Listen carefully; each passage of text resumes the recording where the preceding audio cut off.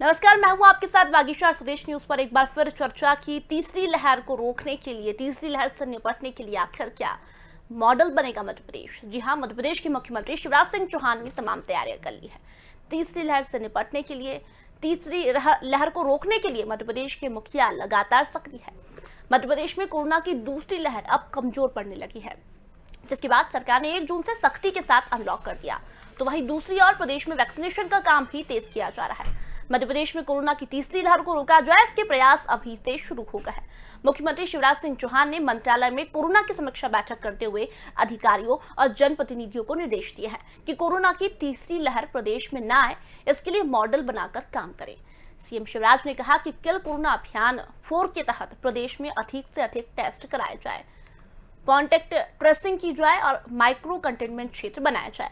एक एक मरीज की पहचान कर उन्हें फ्री में मेडिकल किट प्रदान करने का कार्य निरंतर जारी रखें। कोरोना नियंत्रण का मूल मंत्र है जनता की भागीदारी, जिसको लेकर गांव, कस्बों और शहरों के क्राइसिस मैनेजमेंट समूह निरंतर सक्रिय रूप से कार्य करें। और यही कारण रहेगा कि हम कोरोना से जंग जीतने में कामयाब होंगे। जी हाँ, दूसरी लहर जो है वो मध्य प्रदेश में धीरे धीरे कम होती जा रही है, लेकिन तीसरी लहर की चेतावनी वैज्ञानिकों द्वारा दी गई है कि तीसरी लहर जो है वो बच्चों पर ज्यादा प्रभावी होगी। ऐसे में मध्य प्रदेश के मुख्यमंत्री सीएम शिवराज सिंह चौहान लगातार तीसरी लहर से निपटने के लिए सक्रिय हो गए हैं। एक मॉडल तैयार किया गया है जिसमें किल कोरोना अभियान के तहत सभी को जागरूक करना होगा। गांव गांव जाकर तमाम विधायकों को, सांसदों को, मंत्रियों को गांवों का जायजा लेना होगा, लोगों तक पहुंचना होगा।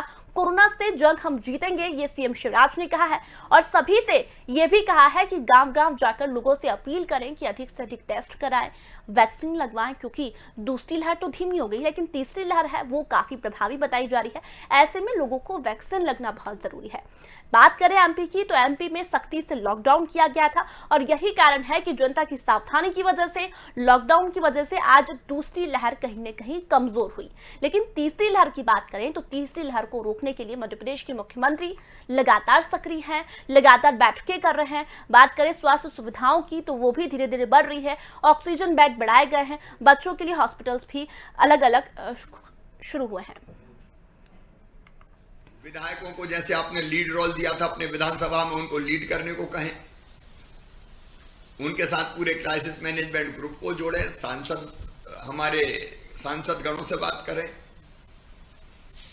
अधिकारियों को दिशा निर्देश दें, जनता में सीधे आपका संदेश पहुंचे, क्योंकि जिम्मेदारी हमारी सबसे बड़ी है और आगे दिक्कत ना हो उसकी जिम्मेदारी भी हमारी है। तो आप सबको दौरे करने पड़ेंगे। एक अलग तरह के मॉडल पे मध्य प्रदेश को ले जा रहे हैं हम। सबके परिश्रम से मध्य प्रदेश हर काम में आगे बढ़ी, हमारी कोशिश है। तो बता दें, तीसरी लहर से निपटने के लिए मध्य प्रदेश के मुख्यमंत्री सीएम शिवराज सिंह चौहान ने तमाम मंत्रियों को, विधायकों को, सांसदों को अब जिम्मेदारी सौंप दी है।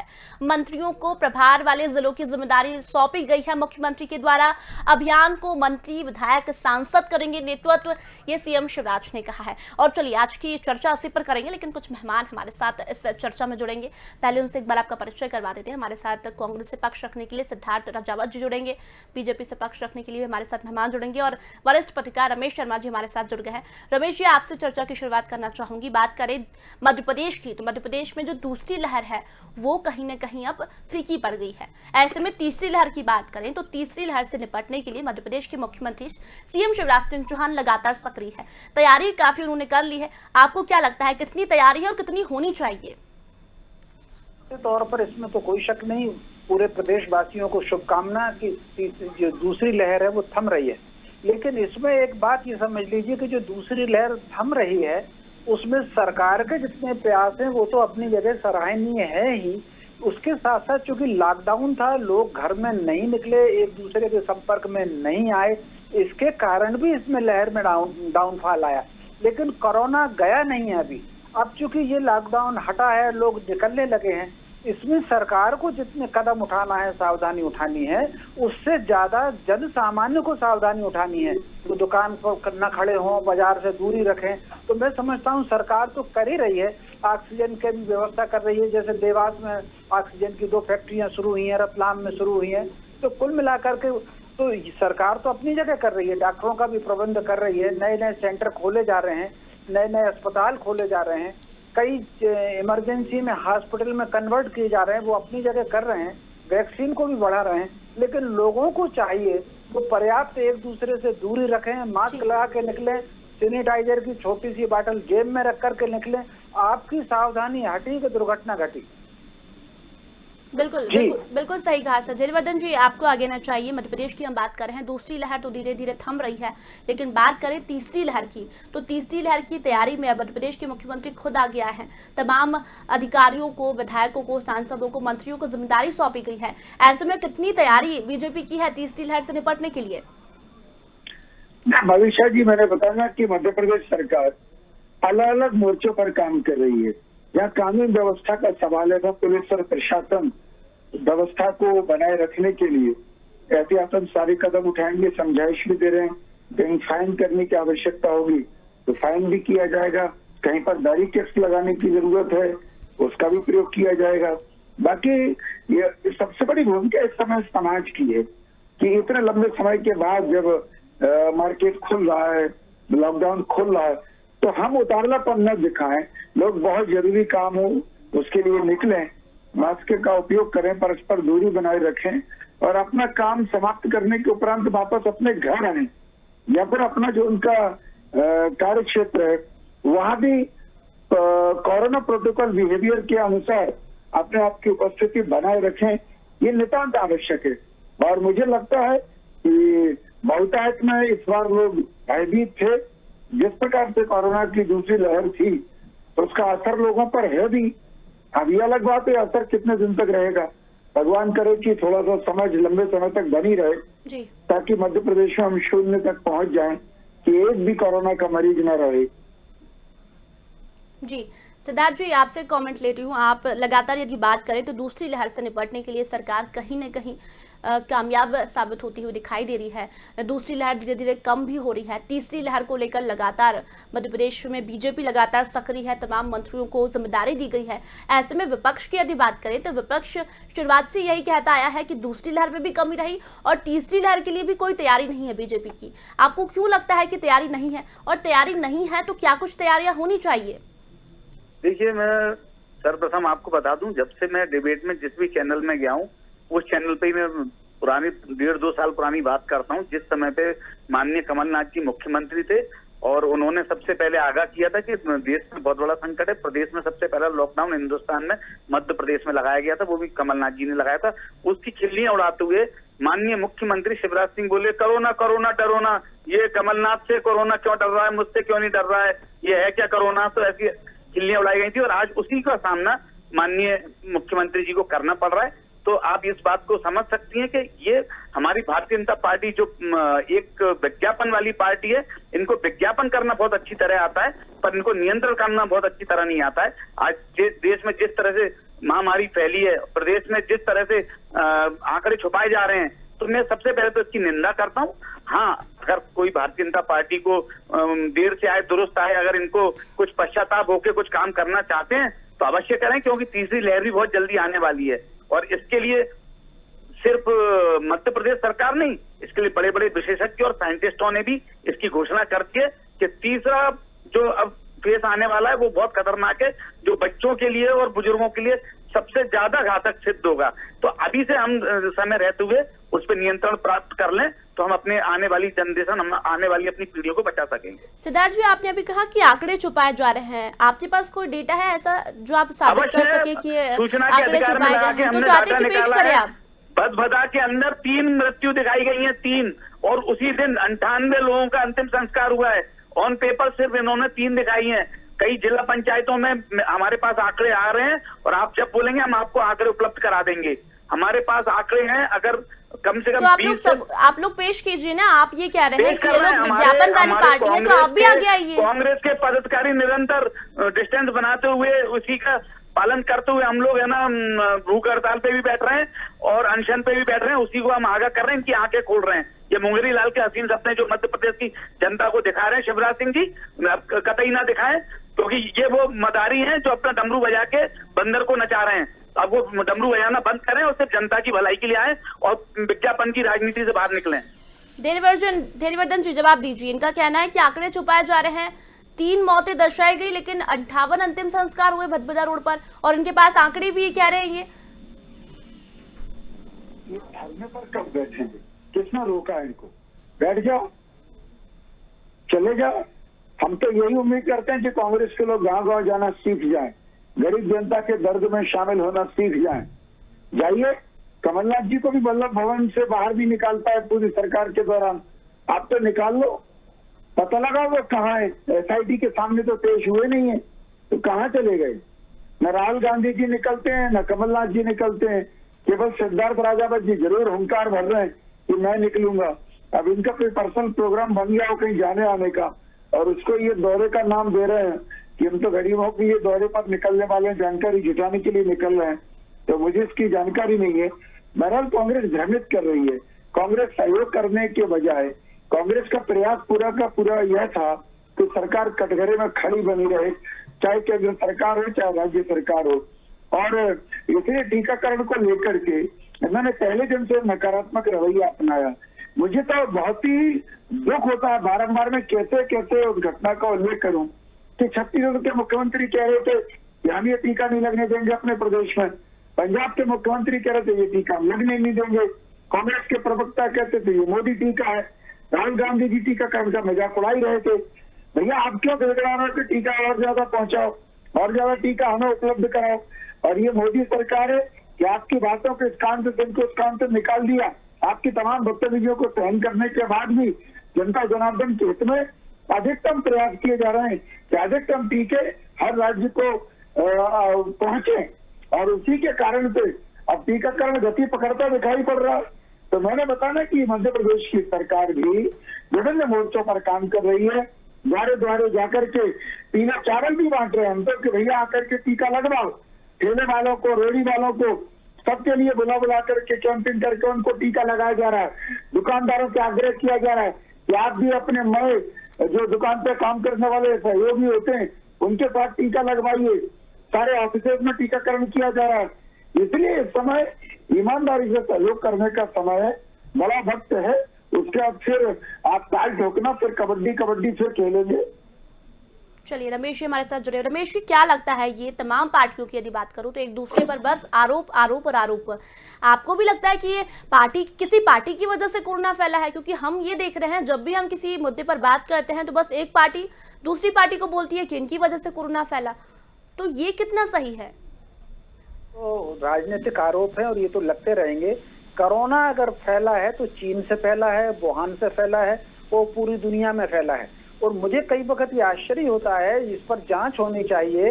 ये मेरा संदेह है, मेरा आरोप नहीं है, मेरा संदेह, मेरा सवाल है कि आखिर जिनका चीन से कंपटीशन था, चीन का अमेरिका से कंपटीशन था, कोरोना वहां बहुत ज्यादा फैला।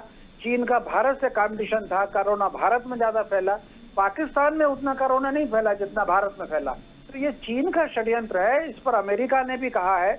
अमेरिका के 2 राष्ट्रपति, दोनों एक दूसरे के दुश्मन थे, पुराने भी और नए भी, लेकिन दोनों राष्ट्रपति की भाषा कोरोना के मामले में एक आ रही है।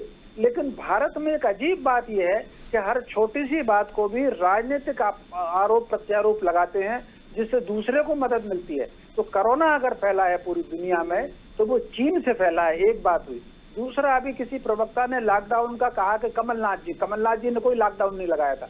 लॉकडाउन की पहली घोषणा प्रधानमंत्री मोदी जी ने की थी। तो कुल मिलाकर के ये सब चीजें भी, खैर ये एक बहस का विषय नहीं है।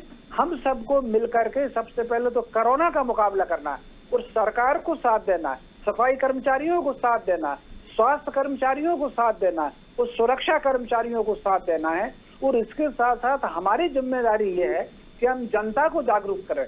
मेरा दोनों राजनीतिक दलों के प्रतिनिधियों से ये कहना है कि आरोप प्रत्यारोप और किसी मुद्दे पर लगा लें, अभी उनके कार्यकर्ताओं को बिल्कुल तैनात करें, बाजार में तैनात करें, बस स्टैंड पर, रेलवे स्टेशन पर, दुकानों में तैनात करें, ताकि लोग सोशल डिस्टेंस रखें, एक दूसरे से दूर रखें और मास्क पर वो बराबर टोकें। मैं तो निकलता हूँ तो मैं तो मास्क पर टोकता ही हूँ। मैं अभी गया था सब्जी लेने तो मुझे दिखा तो मैंने कहा भैया मास्क लगा पहले। तो इसी तरीके से जो दुकानदार मास्क नहीं लगाए हो वहां से सामान न खरीदे, जो ग्राहक मास्क ना लगाए हो उसको दुकानदार सामान ना दे। ये अभियान कहीं ना कहीं राजनीतिक दलों को चलाना चाहिए, तब हम तीसरे लहर से कंट्रोल पा सकेंगे। जो मैंने थोड़ी देर पहले कहा, दूसरी लहर खत्म नहीं हुई है, दूसरी लहर कम हुई है। खत्म होने में और कम होने में अंतर है, क्योंकि हम घरों में बंद थे तो वो जो एक दूसरे के संपर्क से आने से जो वायरस फैलना था वो फैलना बंद हुआ। अब हमने घरों में से निकलना शुरू किया, वो वायरस तो फैले गई। और फिर मेरे निजी राय में, मैं इस प्रचार में नहीं पड़ता कि तीसरी लहर बूढ़ों पे असर करेगी कि बच्चों पर असर करेगी। वायरस जो है वो हमेशा ह्यूमन बीइंग पर असर करता है, हर उम्र के आदमी पर असर करता है। पहला चरण भी और दूसरा चरण भी आप देख लीजिए, बच्चे भी बीमार हुए हैं, बूढ़े भी हैं और जवान भी हुए हैं। तीसरे में भी वही होगी। ये जो अंतर्राष्ट्रीय स्तर पर प्रचार है कि उसमें से सीनियर सिटीजन को बेफिक्र कर दिया जाए, युवाओं को बेफिक्र कर दिया जाए, इससे हमको बचना है। हमको हाई अलर्ट पे चलना है। छोटे बच्चे से लेकर के 100 साल के बूढ़े तक प्रत्येक व्यक्ति की चिंता करना है, उसको सुरक्षित रखना है, उसको मास्क लगाना है, उसकी इम्यूनिटी बढ़ाना है, उसकी एंटीबॉडी बढ़ाना है। भोजन हमारा ऐसा हो, ये प्रचार हो कि कौन कौन सी चीज खाने से आपकी इम्यूनिटी बढ़ेगी, एंटीबॉडी बढ़ेगी। बिल्कुल सही कहा रमेश जी, आपने बिल्कुल सही कहा कि जागरूक रहना, सबसे ज्यादा सावधान रहना बहुत जरूरी है। सिद्धार्थ जी, आपके पास मैं आऊंगी। आपने कहा कि तीसरी लहर को लेकर कोई तैयारी नहीं है। बात करें सीएम शिवराज की, तो उन्होंने तमाम मंत्रियों को, विधायकों को, सांसदों को, सभी को जिम्मेदारी दी है। जागरूकता अभियान चलाने की बात करें, वैक्सीनेशन में तेजी लाने की बात करें, ऑक्सीजन की, बेड्स की, हॉस्पिटल्स की, सभी को लेकर तैयारी है। और अगर ऐसे में आपको ये लगता है कि कमी है तो कहाँ कमी है? और विपक्ष की यदि बात करें तो विपक्ष कैसे निपटता है इस महामारी से? अगर आप ये बात कर रहे हैं तो सर्वप्रथम आप देखिए कि आपकी जो रीढ़ की हड्डी है वो इन्फेक्टेड है। आपके जो जूनियर डॉक्टर हैं वो उनको आप मना नहीं पा रहे हैं, वो हड़ताल पे बैठे हुए हैं, जो सबसे ज्यादा कारगर साबित हुए अभी कोरोना काल में। आपके जूनियर डॉक्टर्स के 3000 लोग आज हड़ताल पे बैठे हैं, आप उनको मना नहीं पा रहे हैं। सर्वप्रथम शिवराज सिंह जी ने ही उनके लिए एक घोषणा की थी कि इन लोगों को 25% का इंसेंटिव दिया जाएगा। उसके बाद वो खुद मुकर गए कि ऐसा कोई प्रावधान ही नहीं है हमारे लॉ के अंदर, और उनको नकार दिया गया। तो अब सबसे पहले आप अगर कोई भी आप स्वास्थ्य व्यवस्था को सुचारू बनाना चाहते हैं, सर्वप्रथम आप रीढ़ की हड्डी को सही करिएगा।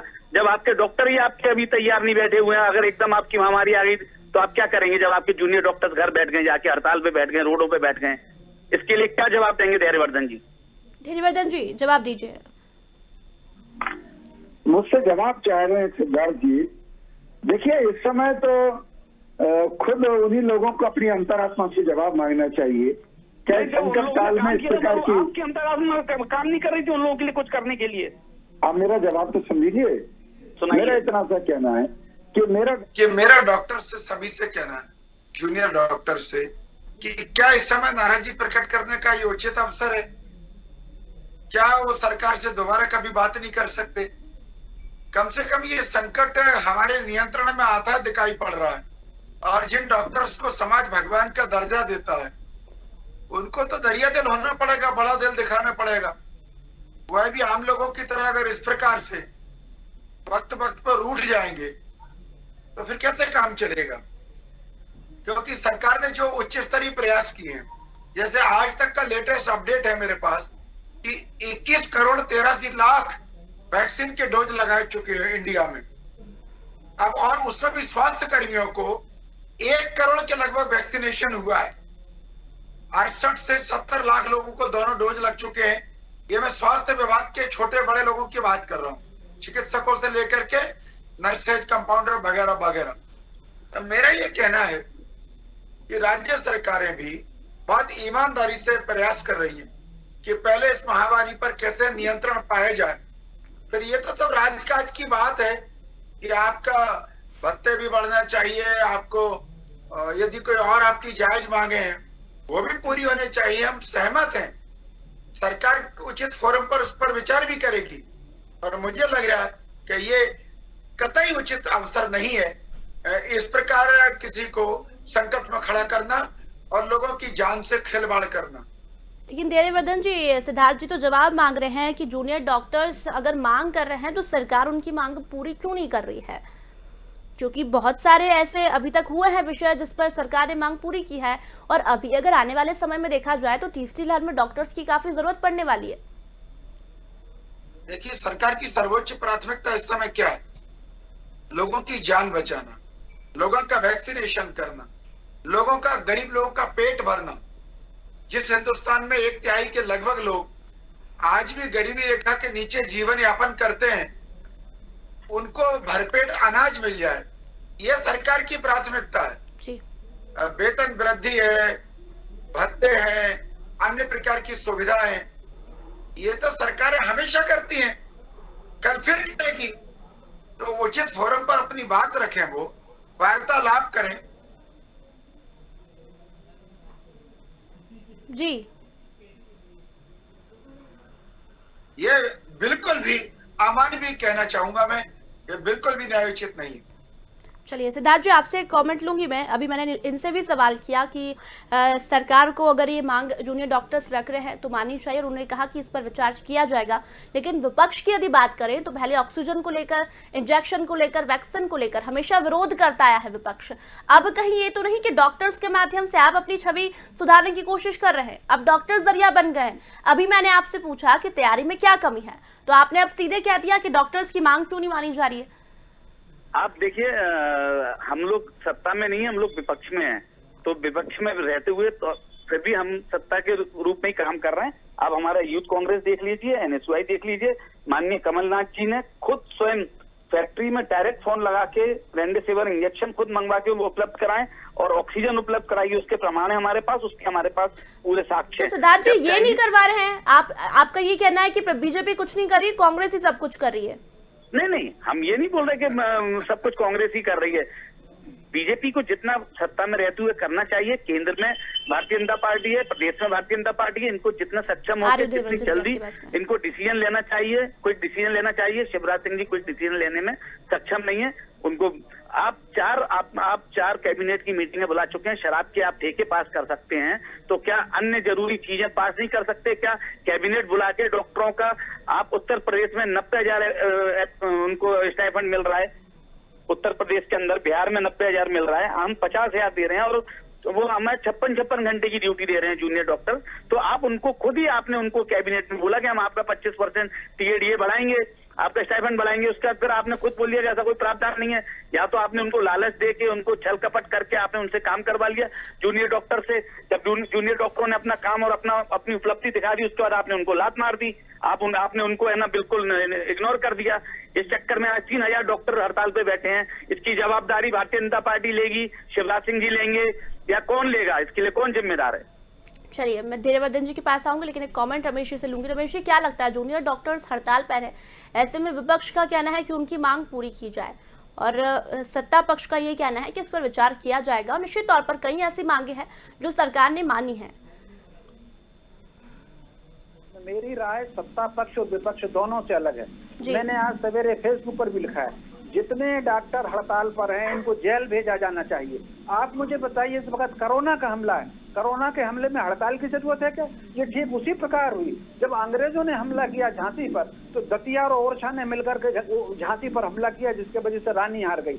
इस वक्त आप देखिए, अगर कोरोना की दूसरी लहर कमजोर हो रही है और तीसरी की आशंका आ रही है, ऐसी स्थिति में डॉक्टर काम बंद कर रहे हैं, हड़ताल पर जा रहे हैं। आप देश में करोड़ों ऐसे लोग हैं, जिसमें कांग्रेस के कार्यकर्ता भी हैं और भाजपा के कार्यकर्ता भी हैं, जो जेब से पैसा लगा करके मरीजों की मदद कर रहे हैं और गरीबों को खाना पहुंचा रहे हैं। और आज ही मैं भी टीवी चैनल पर देख रहा था, उसमें सब लोग थे, उसमें 500-700 लोगों की अस्थियां जो कि निराश्रित थे, उनको जाकर के गंगा में बहाया।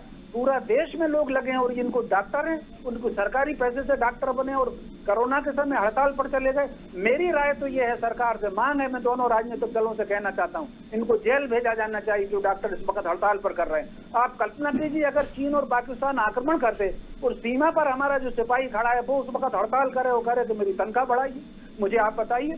तो ये बिल्कुल शत्रु को मदद पहुंचाने वाली है, चीन को मदद पहुंचाने वाली हड़ताल है। इन डॉक्टरों को जेल भेजा जाना चाहिए। चलिए धीरेवर्धन जी, कहिए, कुछ कह रहे थे आप? देखिए, बहुत गंभीर बात है। दरअसल जनता के टैक्स से ही, सरकार के पैसे से ही मेडिकल कॉलेज में, सरकारी मेडिकल कॉलेज में डॉक्टर्स लोग पढ़ाई करते हैं, और पैसे कमाने का पूरे जीवन भर के लिए इनको अवसर रहता है, कमाते भी हैं। अभी भी डॉक्टर्स के दोनों रूप हमने देखे, तमाम सेवाभावी डॉक्टर्स भी देखे, तो चमड़ी उधेड़ने वाले डॉक्टर्स भी देखे। इसलिए मुझे लग रहा है आत्म अवलोकन करना चाहिए ये उचित अवसर नहीं आंखें तरेरने का। और कांग्रेस तो हमेशा अवसर की तलाश में रहती है, आग में ऑक्सीजन डालती है। ये तो गोल गोल बातें करने के बजाय कांग्रेस पार्टी ये बताए कि मध्य प्रदेश में उनके कितने विधायकों ने विधायक निधि से पैसा खर्च किया है और कितना अपनी पॉकेट से पैसा खर्च किया है और कितना उन्होंने अपने सहयोगियों से एकत्रित करके क्या क्या इस संकट काल में काम किया।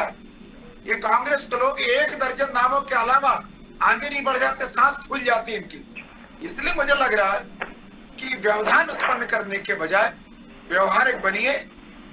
इस समय समस्या बड़ी है और आंखें तरेर कर, आंखें फाड़ कर मध्य प्रदेश की जनता को डसने के लिए खड़ी है। आइए हम सब हाथ मिलाकर काम करें और लोगों की प्राण रक्षा करें। चलिए देववर्धन जी, समय बहुत कम है, एक आखिरी कमेंट सिद्धार्थ जी से लूंगी। सिद्धार्थ जी, बड़े ही कम शब्दों में कहिए, समय बहुत कम है। देववर्धन जी के सवालों का जवाब दे दीजिए कि आखिर कांग्रेस का कौन सा विधायक है जिसने अपनी विधायक निधि से पैसा दिया हो या फिर जनता के लिए कुछ किया हो? कितने नाम बता दूं मैं देववर्धन जी को? कितने नाम है? लिस्ट भिजवा दूं इनके घर पे? प्रवीण पाठक, कितने, जयवर्धन जी, ठीक है, उमंग सिंगार, कितने लोगों ने अपने निधि से, स्वयं की निधि से उन्होंने। अरे 1 दर्जन तो मैं नहीं मान लिए, उसके आगे बढ़िए ना। मध्य प्रदेश में इतनी बड़ी लिस्ट है। फोन पे क्या मैं आपको लिस्ट आपके घर पे भिजवा देता हूँ, घर पे विद प्रूफ आपके घर पे, आपके कार्यालय पे भिजवा देता हूँ भारतीय जनता पार्टी के। तब तो आप मानेंगे कि कांग्रेस के लोगों ने काम किया है अपनी निधि से। चलिए चलिए आप लोग मुद्दों से भटक रहे हैं, एक दूसरे पर निजी टिप्पणी ना करें। समय की कमी के चलते मैं तीनों ही मेहमानों को धन्यवाद कहना चाहूंगी। तो बता दें टीकाकरण को लेकर, वैक्सीनेशन को लेकर, तीसरी लहर को लेकर अब सक्रिय हो गए हैं मध्य प्रदेश के मुख्यमंत्री शिवराज सिंह चौहान। जी हाँ, तीसरी लहर को रोकने के लिए क्या मॉडल बनेगा एमपी, जो मॉडल तैयार किया गया है मध्य प्रदेश के मुख्यमंत्री शिवराज सिंह चौहान ने, वो कितना रंग लाएगा ये देखना होगा। तमाम मंत्रियों को, सांसदों को, विधायकों को जिम्मेदारी दे दी गई है कि तीसरी लहर से निपटने के लिए हमें हर संभव प्रयास करने हैं। गांव तक जाना है, किल कोरोना अभियान चलाना है, लोगों को घरों से बाहर निकालकर उन्हें वैक्सीन लगाना है और हमें निश्चित तौर पर तीसरी लहर को हारना है। तो हम मॉडल बताते हैं, आखिर क्या मॉडल मध्य प्रदेश के मुख्यमंत्री ने तैयार किया है। मेरा गांव कोरोना मुक्त गांव अभियान ये चलाने को कहा है मध्य प्रदेश के मुख्यमंत्री ने। मेरा परिवार कोरोना मुक्त परिवार, ये भी अभियान केंद्र ने 15 जून तक कोरोना के दिशा निर्देशों को बढ़ा दिया है। वही ये भी कहा है कि किसी भी स्थिति में तीसरी लहर को नहीं आने दिया गया है, इस पर जोर दिया है मध्य प्रदेश के मुख्यमंत्री ने। वहीं कोरोना गाइडलाइन का सभी को सख्ती से पालन करना है। वहीं दूसरी ओर अब लोगों को कोविड के अनुरूप व्यवहार अपनाना होगा। उन्होंने कहा है कि कोरोना से जंग जीतेंगे हम और सभी को साथ लेकर मध्य प्रदेश के मुख्यमंत्री तीसरी लहर से निपटने के लिए तैयार हैं। तो फिलहाल इस चर्चा में इतना ही, जल्दी लौटेंगे, तब तक बने रहिए स्वदेश न्यूज के साथ। नमस्कार।